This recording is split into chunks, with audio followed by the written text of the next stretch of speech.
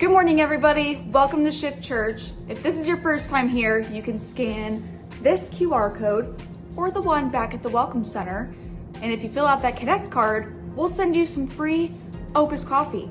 And make sure that you check out the Coffee with Joe option so that you can meet with Joe either in person or over Zoom, and you can ask any and all the questions that you want or need to know. You only have a couple of days left to get your free tickets to see the movie 1946. Dude, in person with directors Sharon Rocky Roggio and others. Seriously, come on people, scan the code to register, get your tickets. It's this Wednesday. You're not gonna wanna miss it. It's gonna be super awesome. And if you don't take this chance, you will regret it forever. So come on. Small group registrations are now open and we have plenty of choices for you. Did you know that we have a D&D group this time? That's right. Meg Allen is going to be the DM. All skill levels are open to join. You know the drill. Scan the code, look at your options, sign up. August 25th is going to be our final Sunday of Summer Jams, and we always go out in style. Literally. That day, you get to dress up or cosplay as one of the songs, genres, whatever. It's super fun to see all the different costumes and styles. And then you get to take weird pictures together and post them. And now, Somebody That I Used to Know by Gotye, or Gotye, one of them.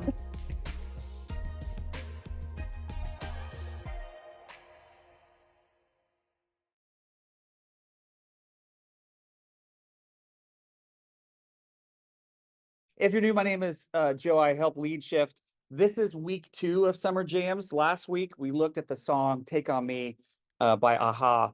And it is such a cheesy 80s song, and it's beautiful. I love 80s music, but it is a cheesy 80s love song. But then you take a look at some of the lyrics, and it actually speaks to like this taking a great risk, talking about like vulnerability and taking on all of me. And one of the ways that we looked at that idea of risk and vulnerability is being kind. That in the age of weaponized inhumanity by the religious right and Christian extremists, being kind is an act of resistance.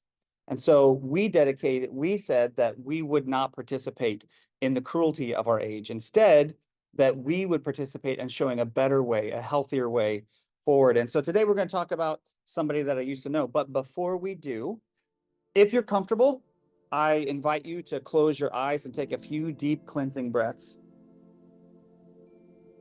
In through the nose and then out through the mouth. Filling those lungs from the bottom to the top. Inhale and then exhale. And if you need to at any point during this exercise, you can always return to your breathing. Let me encourage you to lay down whatever came before this, whatever you brought in here with you, and to keep whatever is coming next for later. And just focus on being here. What do you need from this gathering? And what do you need from me? Set your intentions for the morning. And take note of the things that really stand out, things that jump out to you, things that really resonate with you. And as you continue to breathe and we go through this morning, as things come to the surface, meet them with love and curiosity rather than judgment. I want to invite you to begin to come back to here and take a few deeper diaphragm breaths. And when you're ready, I invite you to open your eyes. The song Somebody That I Used to Know was written and performed by Belgian-Australian musician and singer Gotye.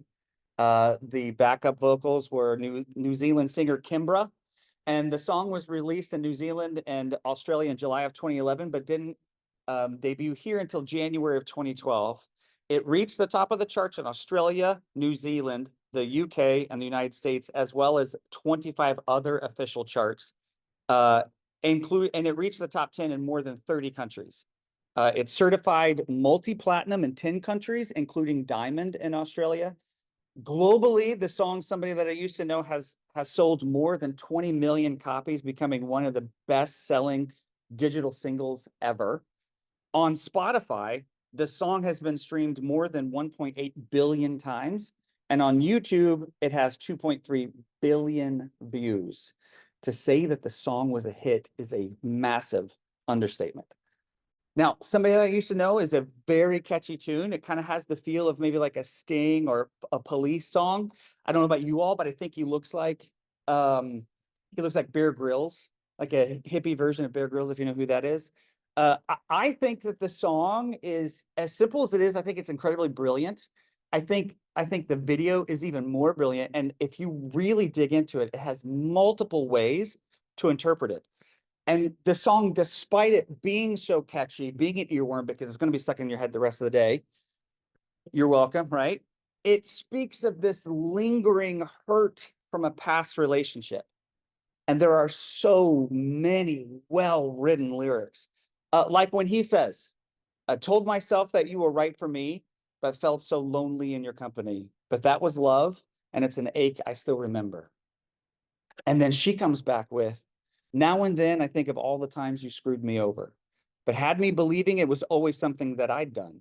And I don't want to live that way, reading into every word you say. That is so good. So good, especially for being such a poppy song, right? And the song talks about that ache that accompanies the breakdown of relationships, about that longing it creates and the hurt that we carry after the actual relationship is over. And I haven't listened to that song in several years, but there was a line that jumped up almost immediately when I was listening to it again. It's this line: you can get addicted to a certain kind of sadness. You can get addicted to a certain kind of sadness. That line hits hard. Or as the kids say these days, it cooks, right? See? I have approval from Gen Z. Yep. At least it does for me, right? At least it does for me. And so many different things, right? Like the song is about the ending of a relationship.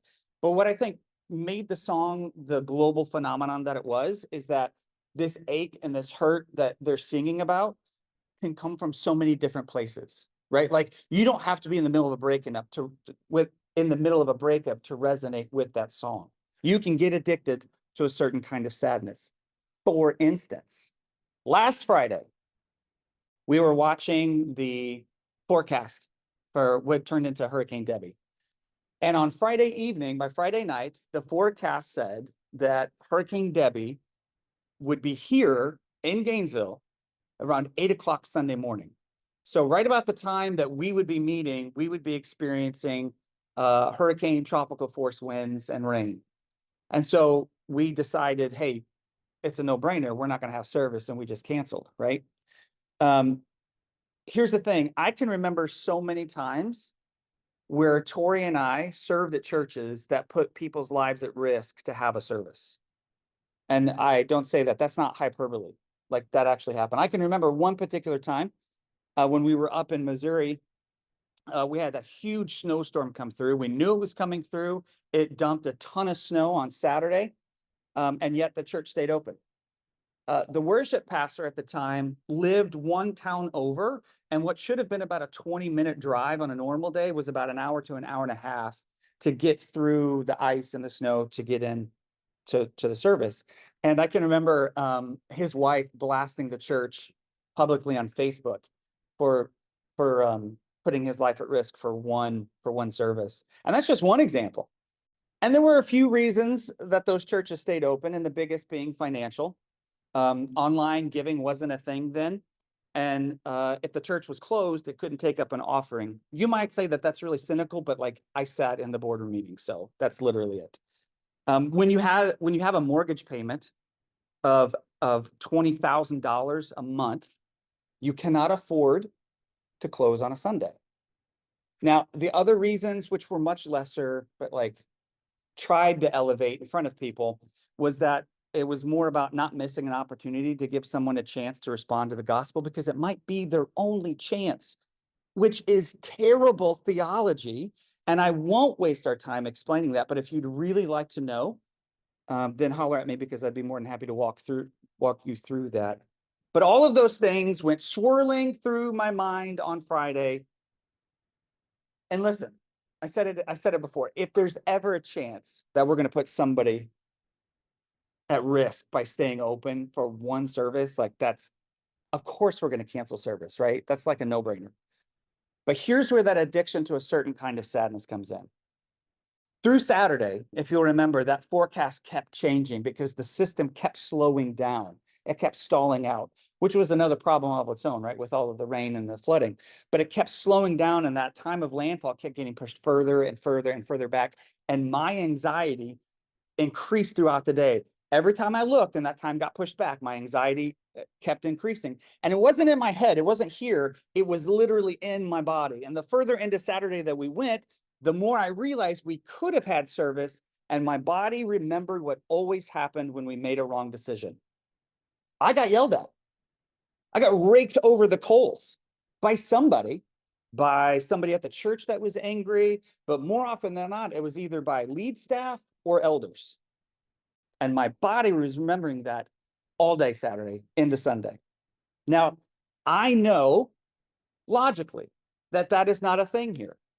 I logically understand that Shift doesn't operate like that. We don't do drama, and our leadership is healthy, and Shift doesn't participate in those old disease systems. And yet my body responded to the changing forecast as if it did. Because my wife and I existed and lived and breathed in that system for almost 20 years, where those responses were just the norm. It just was. That was the baseline. And whether we realized it or not, or I won't speak for her, whether I realized it or not, I was addicted to that certain kind of sadness in the same sense that I'm addicted to oxygen, right? It just is. And if you're in this room or you're watching on the stream, you know exactly what I'm talking about because you carry those same scars. You carry those same aches and those same hurts. You became addicted to the same kind of sadness that produces that anxiety, even in the smallest of situations. I had 2 discussions following that with people from Shift about how those past hurts crept into ways that they responded to things today. Things that didn't really have anything to do with what was taking place now, but still influenced how we behaved and how we responded and how we thought, because you become addicted to a certain kind of sadness. In the gospel called Luke, in chapter 10, we see several Jesus stories taking place, see a couple of important different things happening. Jesus sends out 72 disciples. He gives the greatest commandment. He tells the parable of the good sermon or the good Samaritan. And then the chapter ends with him showing up at the house of good friends, Mary and Martha. And this is a really well-known story. If you've been in church, I guarantee you've heard this. And these are often the most difficult to read because we know them so well, we just kind of like skip through them, right? And if we do that, we're going to miss why they resonated so deeply with us. And that's stories like this have that in common with our one-hit wonders. Like we've heard them so many times that we just kind of brush past them.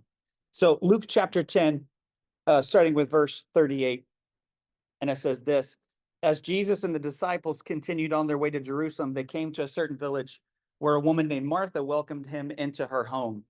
Her sister Mary sat at the Lord's feet listening to what he taught, but Martha was distracted by the big dinner she was preparing. She came to Jesus and said, Lord, doesn't it seem unfair to you that my sister just sits here while I do all the work? Tell her to come and help me.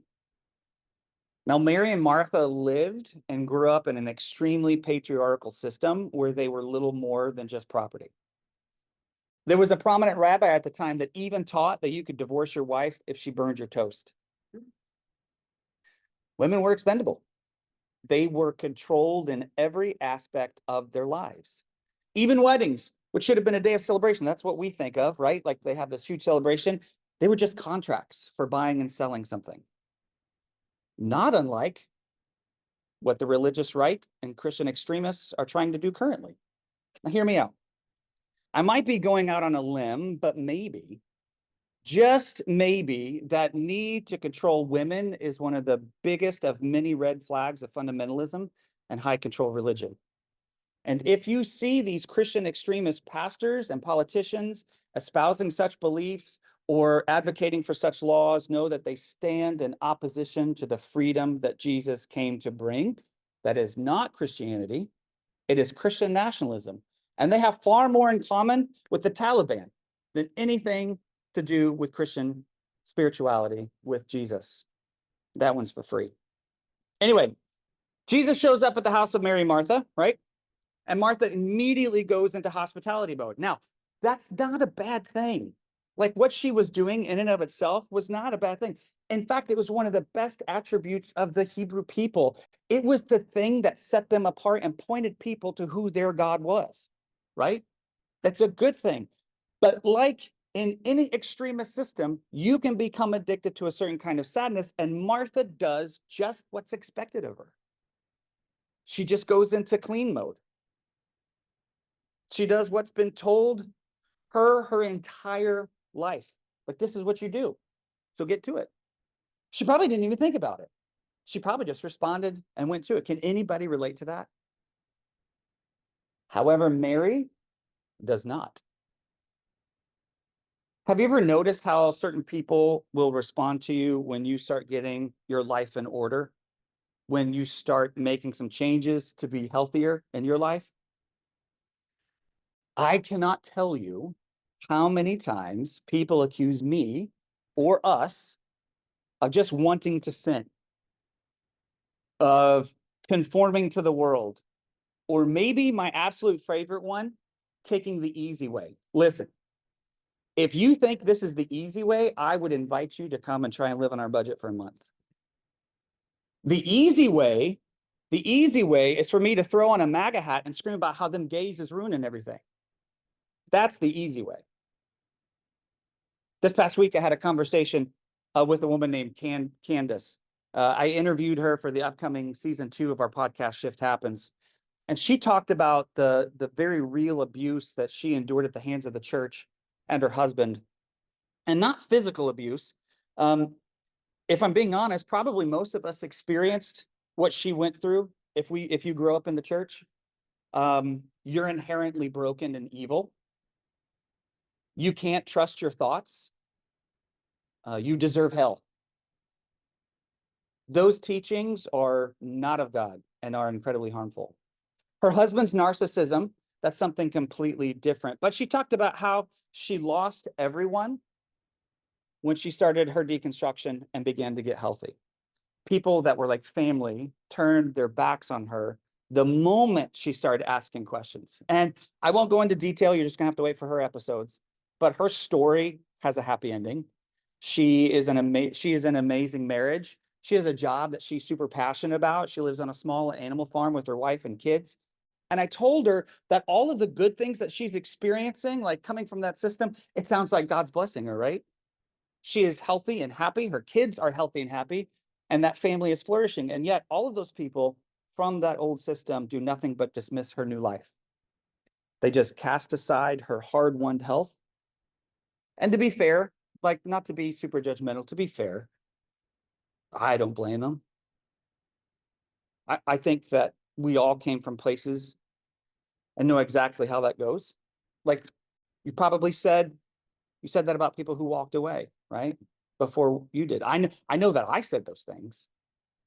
What I couldn't understand until I left was that leaving wasn't about leaving. It was about getting spiritually healthy, about getting physically healthy. And before I knew that, I would do my best to keep people in the only system I knew, the one I was addicted to, the certain kind of sadness. And Martha sees Mary step outside the bounds of what was expected of her as a woman. And instead of seeing how it created flourishing in Mary's life, Martha tries to pull her back to where she is existing. And I don't want to rush past that phrase, Mary sat at the Lord's feet. That doesn't just mean she was sitting and listening to him. There's an idiom for being a disciple of Jesus. And Mary was one of the first, if not the first disciple of Jesus, and I will die on that hill. She was easily his most loyal and devoted disciples. While the men were running around trying to save their lives, Mary was one of the few, mostly women, who stayed with him until the end. She was the first that he appeared to after his resurrection, and she's the one who preached the very first gospel message. In fact, there is no resurrection story without Mary, and she is known as the apostle to the apostles. Mary had experienced the kind of freedom that Jesus brings from that certain kind of sadness and refused to go back into it. Unfortunately for Martha, she hadn't experienced that freedom yet. And she was still living in that certain kind of sadness. And you know that the men in the room were thinking the same thing that Mary said out loud, or that Martha said out loud. It's not written in there, right? At all. But how much of things change? All I'd have to do is ask the women in this room. We know this is what would be happening, because the moment anyone steps outside the group always responds the same. And it's always exponentially worse when the person stepping outside of the group is one of the people the group marginalizes or reduces. So we must understand that when everyone is addicted to that certain kind of sadness, it's not called sadness, it's called God. But then Jesus speaks. But the Lord said to her, "My dear Martha, you are worried and upset over all these details. There is only one thing worth being concerned about. Mary has discovered it, and it will not be taken away from her." 2 sentences. That's all it takes for Jesus to dismantle eons of patriarchal oppression. 2 sentences. That's a great song. That was actually one of our first summer jams, wasn't it? People online, they have no idea what we're talking about. We can hear the music outside, that's all. 2 sentences, that's all it takes. And I deeply love how he approaches Martha. Notice, there is no anger, there is no accusation, because Jesus knows that she is as much a victim as anyone else. And this is the lesson for all of us that help perpetrate those harmful beliefs that we've walked away from. If Jesus could meet Martha with grace, then he does the same for us. Like I carry a particular guilt and shame. Not only was I harmed by that system, but then I turned around and harmed others. I mean, I can't tell you how many students I've taught through the years. Thousands, maybe. And so many of those teachings supported long-held beliefs that harm. I have lost count at how many times or how many messages or text messages that I've sent out apologizing to former students and churchgoers. So many of those things that I said supported those things that just harm so many people, especially, but not limited to, the lives of those that aren't straight white Christian males. So if you carry that same guilt with you, then I'm going to encourage you to lay it down. Jesus didn't accuse Martha. He's not accusing us. He met her with grace, and we can meet ourselves with the same Christ-soaked grace. My dear Martha, such sweet words of love for somebody transmitting their pain. Martha couldn't see the transformation within Mary. She couldn't see past her pain. Mary had left what the system expected of her and found life. And that's what Jesus is saying to Martha here, is like, you're worried about all the details. You're worried about the right beliefs, the services, the proper roles, all of the programs, the songs, the politics. You don't know it, but you are still stuck in a system, in a religious system that doesn't value you beyond what you produce. And then he tells her, none of that matters. None of it. Set it down. Walk away from it. Let it scream at you as you leave, because it doesn't matter. And if you're here, you know that feeling. You also know that it's not the external system that's so hard to leave, right? Because you get addicted to a certain kind of sadness. It's the internalized system that is rooted so deep. And it feels like you never totally walk away from it.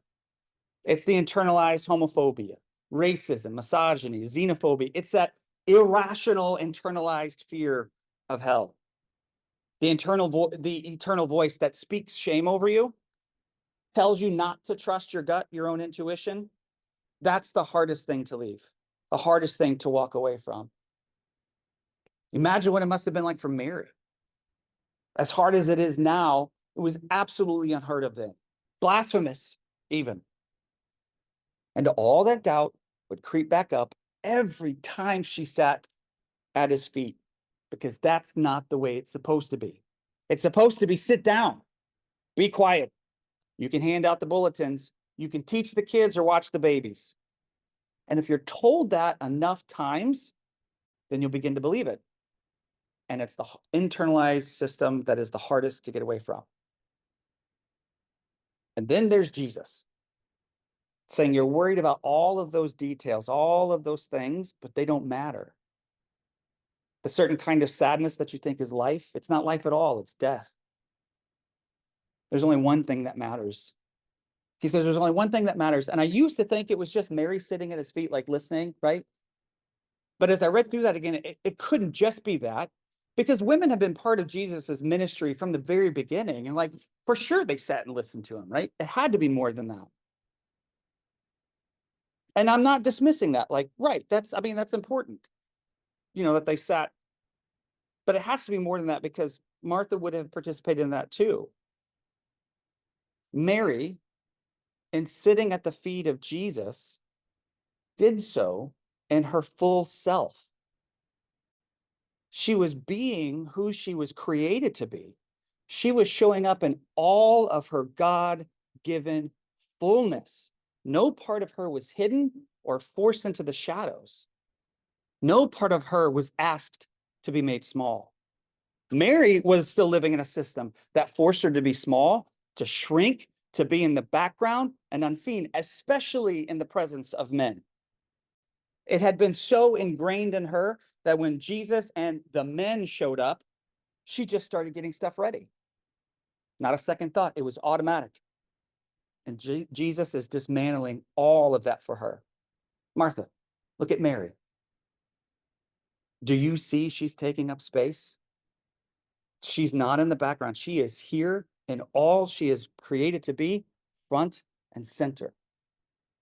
What you're doing is not the way you were made to be. Take up all the room you need, because I need you to live in your fullness. Not only was Jesus doing that for Martha, but he was also doing that for every single man present. Can you imagine how they felt? Can you imagine how they responded in their mind? Like, we don't have to wonder. We can just go online and look at these crazy white male pastors who go off the deep end when a woman gets up to say something. They are nuts. Let me say this. This is not on my stuff, but these Christian extremists, I'm at my wit's end with them. I'm tired of them being seen as the norm and me as the heretic. Forget that. Miss me with all of that crap. They're the heretics. Okay? They're the heretics. I'm tired of that. Ugh, let me get back on track. I lost my place. Can you imagine how they felt? We don't have to, because it's all over the internet.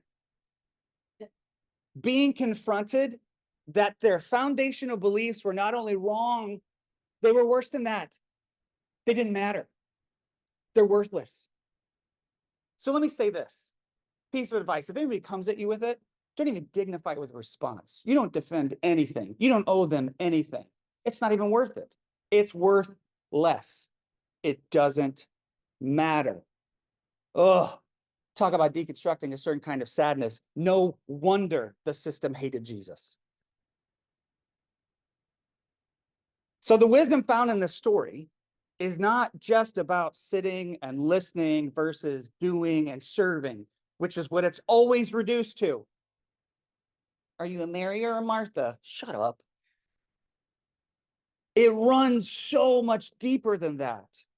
It is the juxtaposition of the two women, one living in all of the space God created her to take up, and one still living in the certain kind of sadness. One knowing who she is and what she's worth, and the other still believing the lies of who she is and what she's worth. And then the response of Jesus, so full of love and grace. So do you see? Do you see why it's so important for us to challenge these long-held beliefs? Do you see why so many responded to Jesus as harshly as they did, as they do now? It's no different then. It's no different now than what we see in these Jesus stories. For as much as we have advanced, we haven't advanced as much as we'd like to think. And the church, for the most part, is still very addicted to a certain kind of sadness. Now, I can't tell you how many times I listened to this song this week. It got stuck in my head, and then, like, you have to hear it again, or like it'll just keep looping. So I did that multiple times, again and again. But I will say that after writing this, like going through it a couple of times, the song hit differently this time. And instead of identifying with that, I did initially, I identified with the male, right? Because I mean, what am I going to do? And how he felt like he was a victim, and that line, you can get addicted to a certain kind of sadness. I really began to listen to what she was saying, and I really understood what she was talking about. And she sings a verse. It's right there on the screen. She sings a verse that really sums up this talk really well. And it kind of took over as that line that impacted me the most. It's this one. Now and then I think of all the times you screwed me over, but had me believing it was always something that I'd done. And I don't want to live that way, reading into every word you say. You said that you could let it go, and I would catch you hung up on somebody that you used to know. You had me believing it was always something that I'd done, and I don't want to live that way. And I think that hits differently now, doesn't it?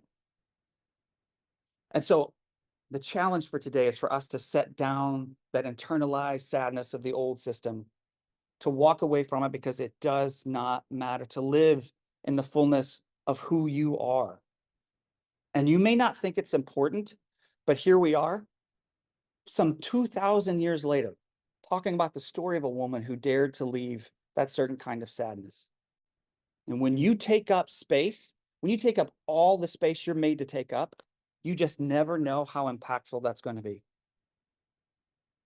Now and then I think about all the times you screwed me over, but had me believing it was something that I'd done. I don't want to live that way. If you're new, we end each gathering with a time of observation and reflection. And we do that to allow you time to listen to your body and to listen to the spirit. And the band will come back up and they'll play, so it's not this awkward silence. The lights will be turned down to help create some intimacy. And I will ask a few questions to help guide that process. And then I'll pray. And then we'll have a time for any that are willing, wanting to take communion, which are the small seats or the small cups in your seat. And each week we reflect on what we've heard and learned and been challenged with. And today, let it remind us of the Christ freedom that gives us the space to fully live in our healed humanity. So just like we began our gathering, I invite you to close your eyes and take a few deep breaths and allow yourself to feel what you need to feel. What was your intention for the gathering? What did you need from me? Did it come to you? And if so, what's it saying? And if not, then what's that saying?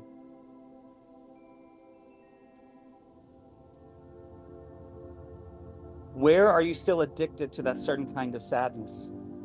Can you name it?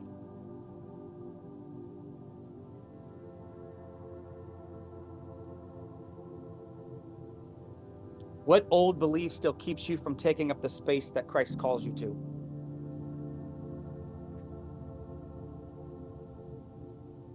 What old belief still keeps you from giving that space to others?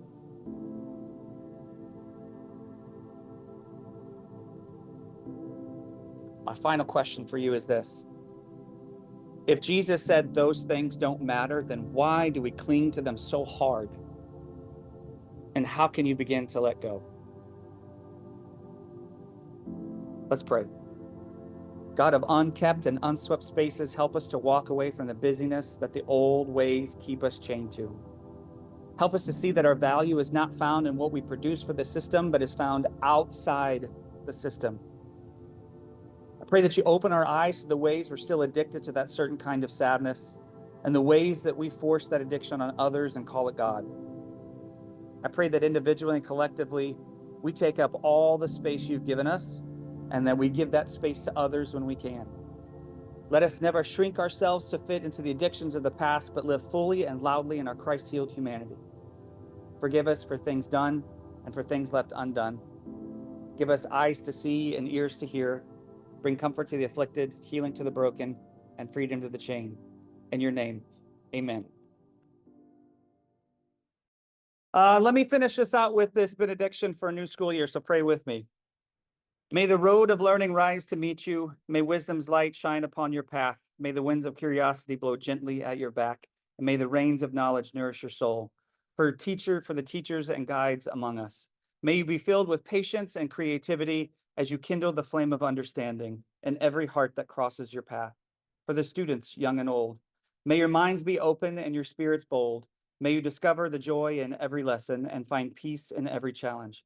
May the Creator bless your journey with purpose. May the Christ walk beside you in love, and may the Spirit inspire you with endless wonder. Go in peace, knowing that you are loved, knowing that you are blessed, knowing that you are never alone. Amen. Get out of here. Go love on some people.